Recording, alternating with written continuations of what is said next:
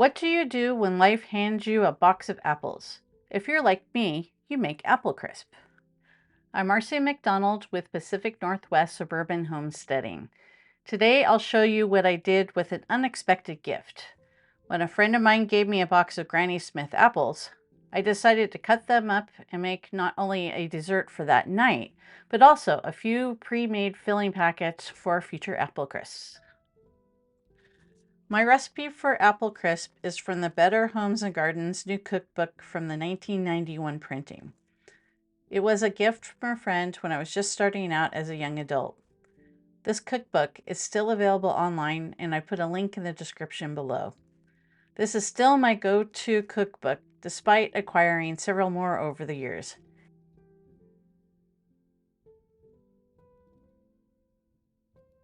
You can tell I actually use it.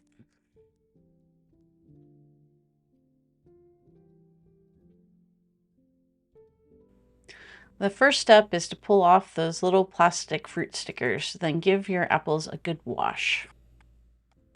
The stickers are not actually compostable because they're plastic, so you have to actually remove them and throw them in the trash. I'm also careful to remove all the adhesive because ick.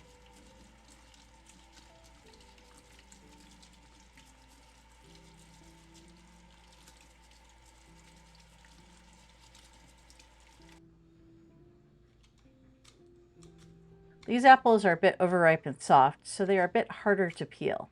I don't have the skill to use a paring knife and fear cutting myself, so I use a vegetable peeler. I've seen specialized equipment that will peel and core your apple all at once. I do not own one of these, but it would be handy to use if you have one available. I decided to experiment with coring methods since the apples are so soft. I have had good luck using my metal measuring spoons for a variety of off-label uses. I figured one might work for this application as well.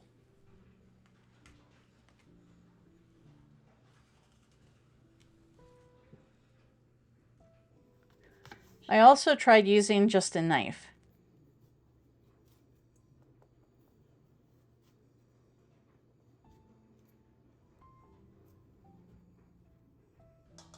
I even tried an apple corer wedger to see if that would make things a little bit faster.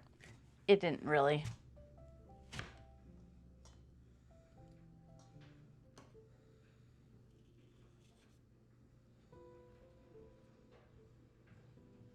I ultimately used the measuring spoon for the rest of the apples. It might be worth revisiting these experiments with less ripe apples.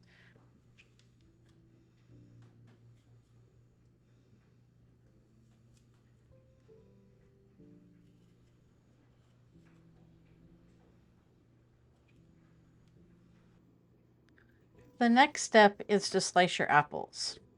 I like them in long slices like this, but you can cut them up however you like.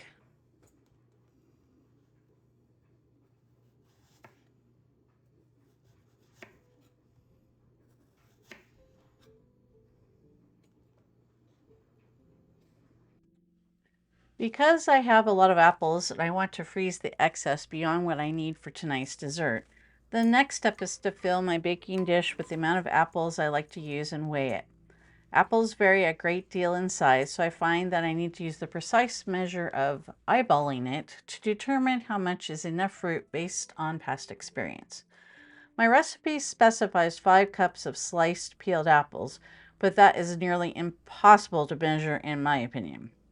You can also eyeball the apples you put into the bags, but I'm a bit nerdy, so I prefer to be a bit more precise and scientific. Return the fruit to the bowl to make it easier to mix in the sugar. I know if I tried doing it in the baking dish, I'd end up with more sugar on the counter than on the apples.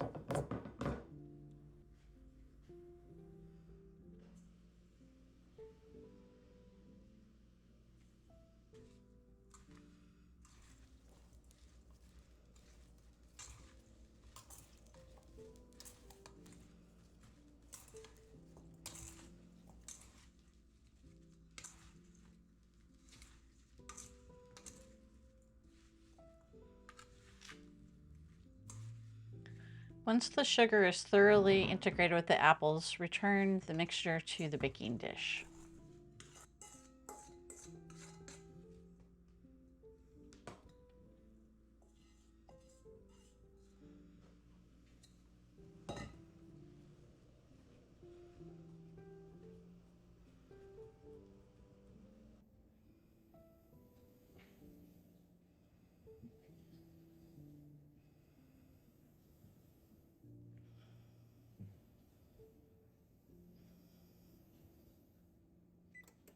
I use my stand mixer to integrate the topping ingredients. First, I add the rolled oats, then the brown sugar, chopped almonds, the flour, and finally cinnamon. Double the spice if you want, I often do. To avoid making a powdery mess, start your mixer out slowly, then gradually increase the speed.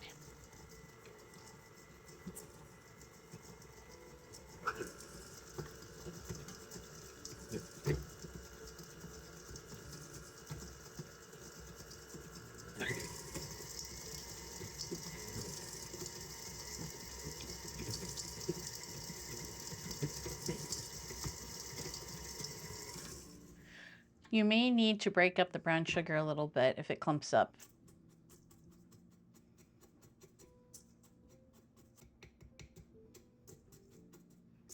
Add in your butter. I never remember or think ahead enough to soften it on the counter before I do things. So it takes a little more time and effort to integrate it with the rest of the ingredients. Like before, gradually increase the speed on your mixer so you don't end up with a mess.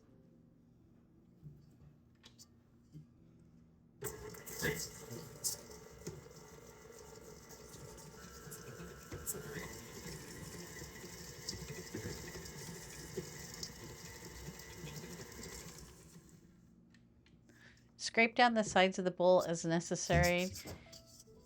Sometimes the butter wants to cling to the sides of the bowl outside of the range of the mixer paddle.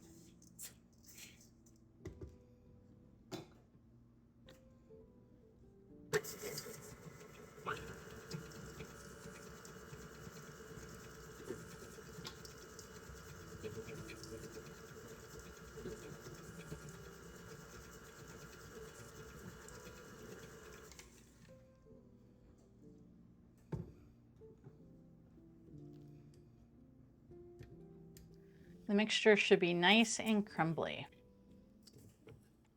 Distribute the topping as evenly as you can over the top of the apples.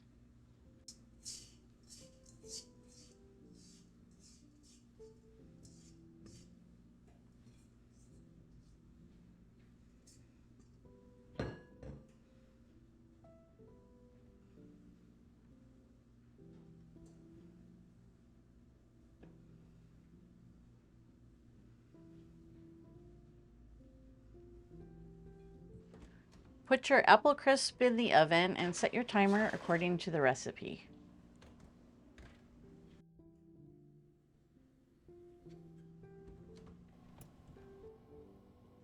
My oven is needing replacement, so it isn't always consistent in its temperature.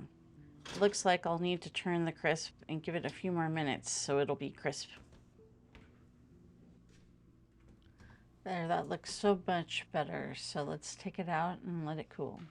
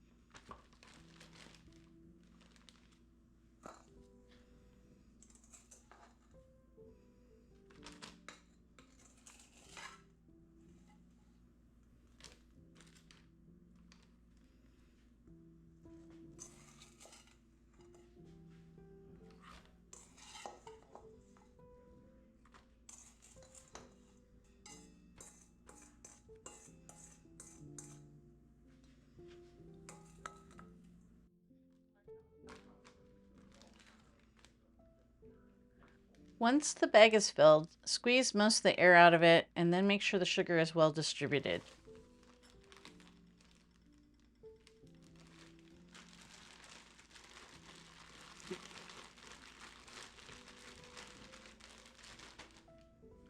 Remove as much air as is practical to reduce the chance of freezer burn ruining your fruit.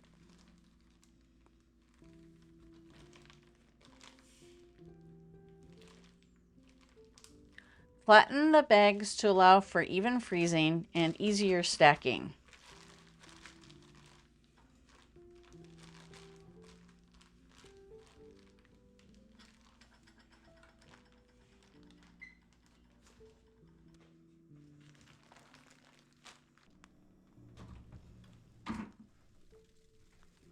And now we just stick them in the freezer until we need them later.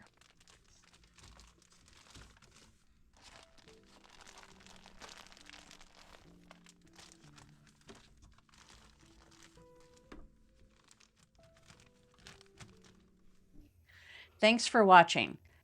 Until next time, be curious, keep an open mind, and never stop learning.